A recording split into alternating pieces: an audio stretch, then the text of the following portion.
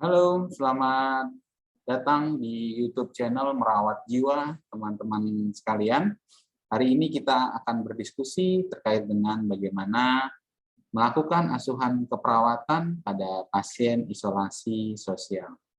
Oke, teman-teman keperawatan, khususnya di keperawatan jiwa, kita akan berdiskusi bersama tentang pasien isolasi sosial. Ya.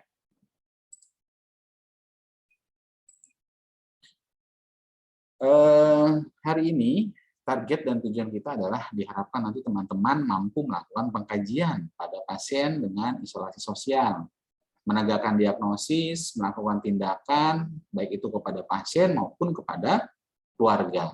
Serta yang paling penting adalah mengevaluasi bagaimana hasil dari tindakan kita. Serta yang terakhir diharapkan nanti teman-teman mampu melakukan dokumentasi. Baik teman-teman sekalian, kalau lihat gambar ini, apa yang ada di pikiran kita semua? Ini adalah orang yang menyendiri, tidak mau bertemu orang, ya bersembunyi dan lain sebagainya. Ya.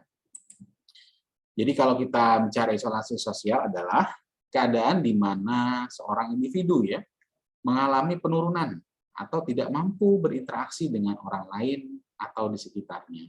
Ya. Hal ini terjadi biasanya karena ada perasaan ditolak, perasaan tidak diterima, ada rasa kesepian, ya, serta tidak mampu membina hubungan yang berarti dengan orang lain. Hal ini biasanya muncul pada orang-orang yang memiliki harga diri yang rendah.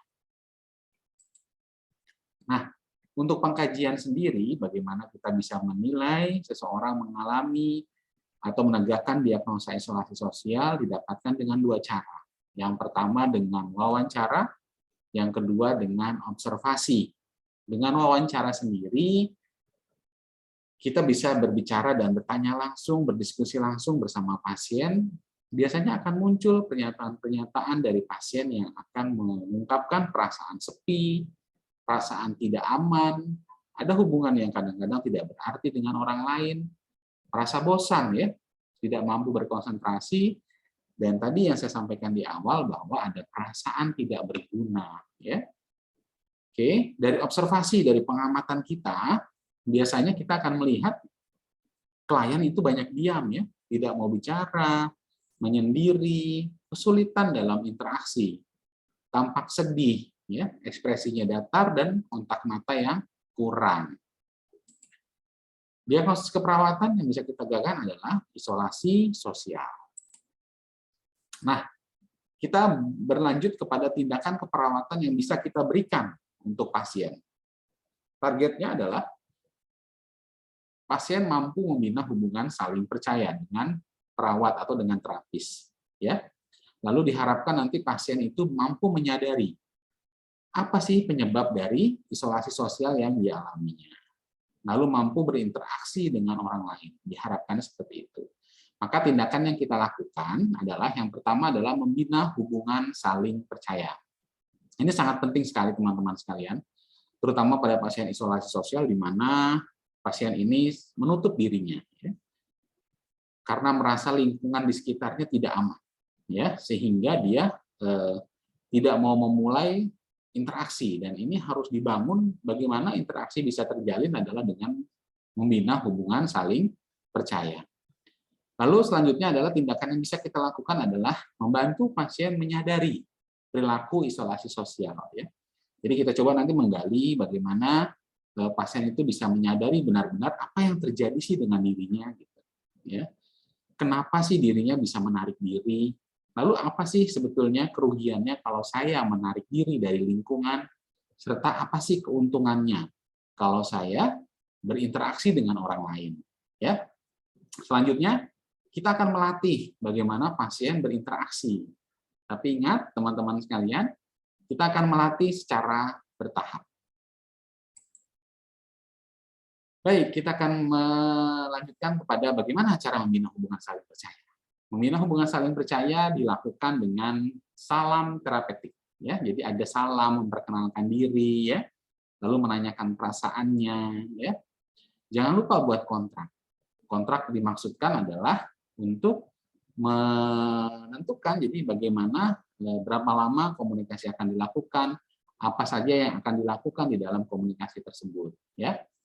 Lalu jelaskan akan menjaga rahasia. Tunjukkan empati, ya. Lalu penuhi kebutuhan dasar klien. Ini adalah bagaimana langkah-langkah kita untuk membina hubungan saling percaya. Khususnya pada pasien isolasi sosial, penggunaan komunikasi dengan teknik kontak sering dan singkat.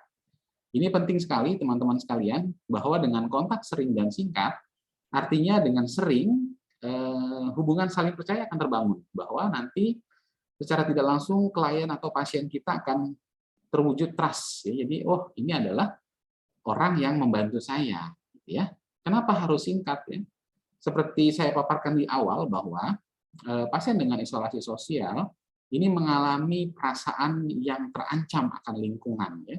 Merasa tidak nyaman berada di tempat lain, berada di tempat ramai, merasa tidak nyaman untuk berinteraksi dengan orang lain, ya, sehingga sangat butuh sekali kontak sering dan singkat, ya. Baik, selanjutnya adalah kita mencoba, kalau sudah terbina hubungan saling percaya dengan pasien, ya, kita akan membantu bagaimana pasien bisa menyadari. Jadi ini kita akan membangun insight atau daya tilik diri, ya. Jadi bagaimana pasien itu sadar bahwa saya mengalami masalah isolasi sosial nih, atau menarik diri nih, gitu ya.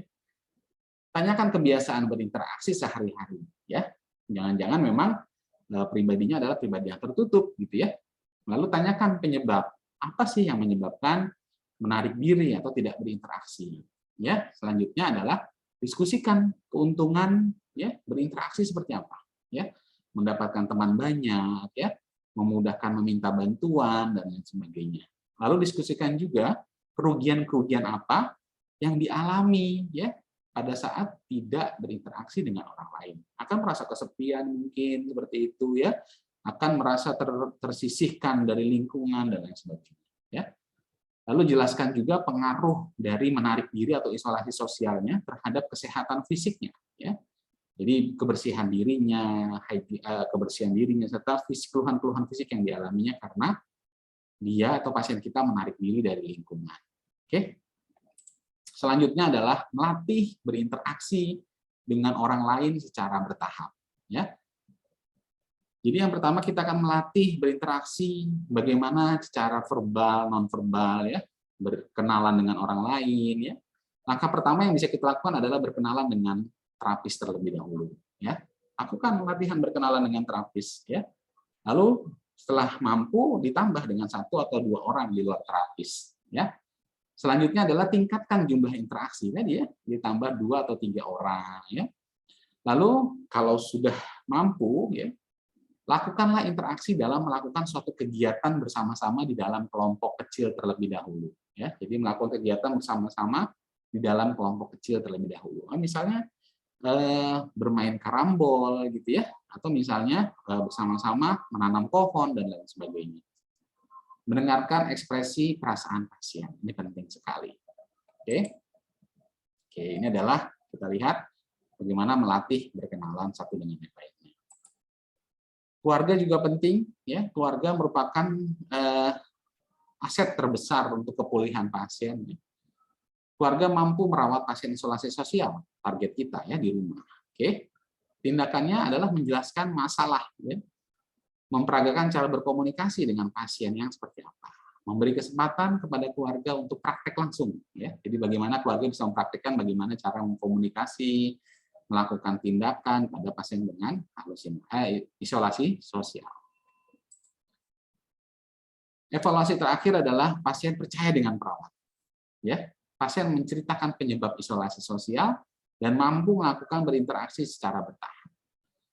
Evaluasi untuk keluarga, keluarga mampu merawat pasien, ya. Dan ini adalah tindakan untuk keperawatan pada keluarga, ya. Diharapkan nanti keluarga mampu mengenal masalah, ya. Keluarga harus tahu betul, ya, masalah yang dialami oleh pasien.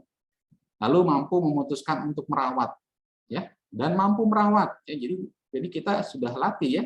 Kita latih keluarga untuk merawat pasien bersama-sama, ya. Mampu memodifikasi lingkungan, ya. Menciptakan lingkungan dengan yang kondusif, ya. Sehingga pasien dengan isolasi sosial mampu bersosialisasi dengan baik. Lalu memanfaatkan fasilitas pelayanan kesehatan, ya, kalau nanti terjadi perubahan-perubahan pada pasien, ya, yang membutuhkan perawatan segera. Oke, baik, itu dari saya. Bagaimana cara merawat pasien dengan isolasi sosial. Luar biasa sekali.